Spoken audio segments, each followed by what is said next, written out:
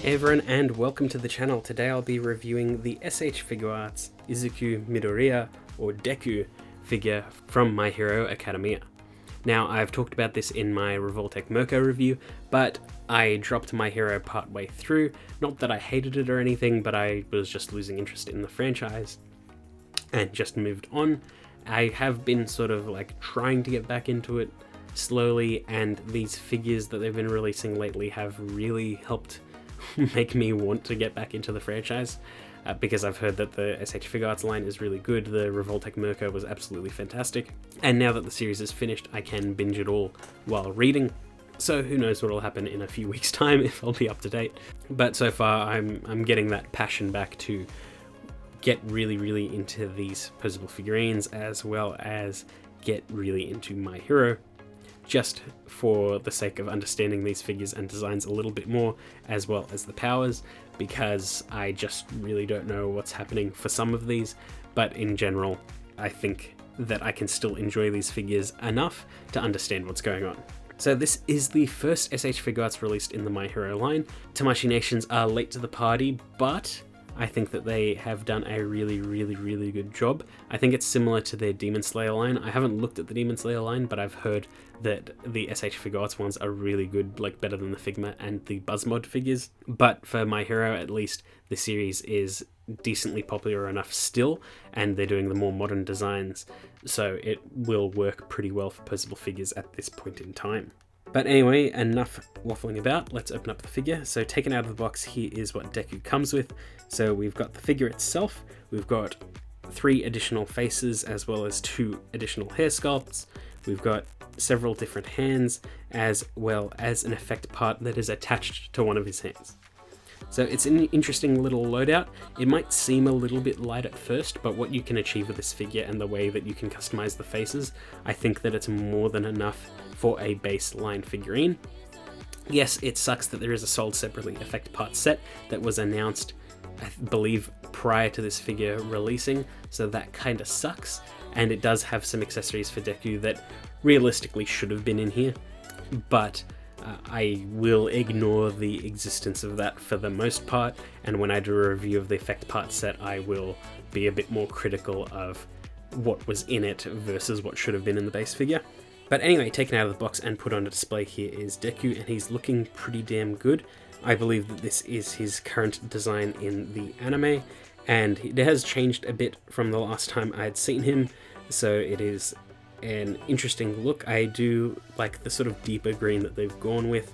The gauntlets look nice, the boots are good, and the sculpt work in general is really nice. The paintwork is a little bit inconsistent. Like, a lot of the detail on the outfit is nice, faces are all good, the hair's really nice. The hands are a bit inconsistent for the paint job, not as refined as I think I would have liked, just a little bit messy here or there. Just like you can sort of see the lines that the paint was meant to go into, or at least that's how it looks, and just like the green didn't really match over all of that creamy white either, but it's fine enough, you won't really notice it. Let's do a quick size comparison. So here he is next to the Revoltech Mirko, and Mirko is a smaller figure, but I believe that she's meant to be smaller than Deku anyway. I just didn't really realize that at the time of recording. But they do pair pretty well together, especially if you're going to do action poses or something like that. And here he is next to the S.H.Figuarts Bakugo, which we will be reviewing shortly as well. Now, posability for Deku is pretty good. So he's got a ball joint at the head and neck. He's not really limited at all by the scarf cuff, which isn't posable at all.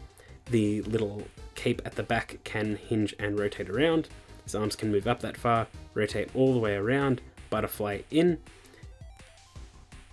and there's an upper arm swivel, bend at the elbow. It is blocked a little bit by the cuff can rotate around as well, and there's a ball hinge at the wrist. The hinge itself is a little bit limited as well due to the design of the cuff, but there's not much you can do about that. There's a ball joint at the upper chest, which allows for a good amount of crunching and rotation. At the waist, you can also rotate the figure as well, and it allows for some really good expressive poses. The belt is floating. He can do the splits that far, kick forward and back that far, thigh swivel, bend at the knee, which is pretty good considering the boot size. There is a floating piece with his shoelaces. There's a pivot at the ankle. Bend at the toes, as well as a hinge for the up and down motion for the ankle.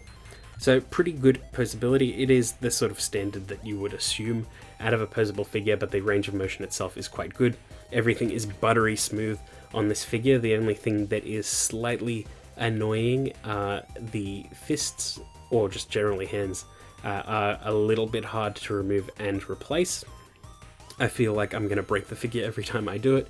It is quite a tight fit and it's quite an awkward fit to put back in. It's also hard to rotate it around to use the hinge correctly on the hands, but you don't really need it anyway because it is somewhat limited, but something to note. For the faces, we get a standard neutral face out of the box. We get a mouth open smiling face, which is a little bit awkward looking. I'm not quite sure if I like how it looks. Like, it looks like it's Deku, but I don't really agree on the expression so much.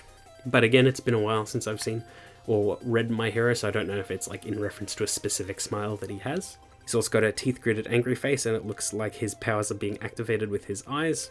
And he also has a really rage-induced face, again with his eyes, mouth open shouting, and a really noticeable crease on his forehead. These faces are also all compatible with his action windswept hair, as well as his other alternative face, which is the One for All effect, where it's covering his eyes.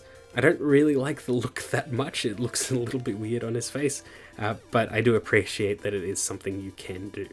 But with all those faces, you can get a lot of expressiveness out of the figure. You can change the look and style of the figure pretty much on the fly. If you don't like the One for All effect part, the windswept hair is the exact same hair sculpt, so it works in most cases as well. You could even do some toy photography and add in effect later because the hair design is the same. But with all of that range of motion and the accessories, you can get some really, really nice poses. The effect part, I believe that's the Black Whip power. I think that's what it's called. I don't really remember too much. It's one of the inherited powers, I believe. But that is a pretty cool part. It works pretty well in action poses. Wasn't too sure how to use it beyond like the base promo images that they had. But it is nice enough to have. And I think that the figure works really, really well with or without it. I would have liked a bit more in terms of the variety of hands, but what we do have is like the baseline that you need. But the expressiveness of the faces and hair sculpts work well enough to make up for any other accessories that it may or may not be lacking.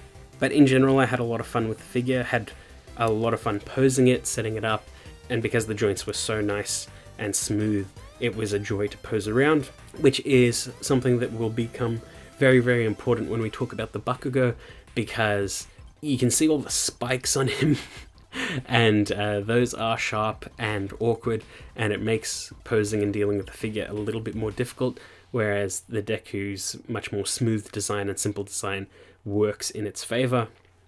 And it was just a really, really solid figure to play around with. Really good baseline for S.H.Figuarts, and they came out of the gate swinging. I understand why everyone is going crazy over these figures and why they've had to re-release the Deku so soon after its base run, and I think that from here on out this line will be really, really good. I mean, there's a reason why the Todoroki and Uraraka have pre-sold out. There's the next one, the Toga, will probably pre-sell out immediately as well. I'm sure that they're going to go crazy on these figures because they're already going pretty crazy, and I can see that it will be a really, really good line if the quality control stays consistent. But yeah, that's pretty much it. I hope you enjoyed that video, and I will see you all next time. Oh hi, I didn't see you there. As you can see, I'm hard at work making new videos for the channel. Now, while I'm happy with where the channel is right now, I could use your help. By liking, commenting, and subscribing to the channel, it helps out the YouTube algorithm and recommends my channel to more people. So if you like any of my videos, please let me know. It really helps out. And if you liked this one, please let me know too. It means a lot to me, and I really, really appreciate all of you guys.